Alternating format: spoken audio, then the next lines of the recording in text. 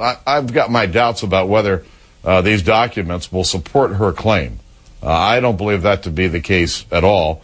But it's up to her, and I'm waiting for an answer from Speaker Pelosi. Last year, the ranking Republican on the House Intelligence Committee, Pete Hoekstra of Michigan, he said this in response to a case that he was watching very closely, an American citizen who was killed in a plane crash, a cover-up, he alleged, involving the CIA. He said these words: "We cannot have an intelligence community that covers up what it does and then lies to Congress." That's what Pete Hoekstra said in 2008.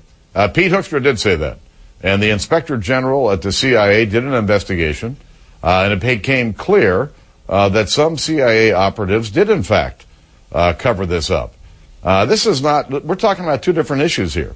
All the facts in this case are on the table, and the truth is now known to everyone. So based on what you know on that case involving Hoekstra, the case he was interested in, you agree that the CIA then lied to Congress? I know as much about this case as Pete Hoekstra does, and the Inspector General did in fact do an investigation, produced a report, and frankly supported, I think, Pete's claims. And all we're trying to do here, in both cases, is to get to the bottom, get to the truth.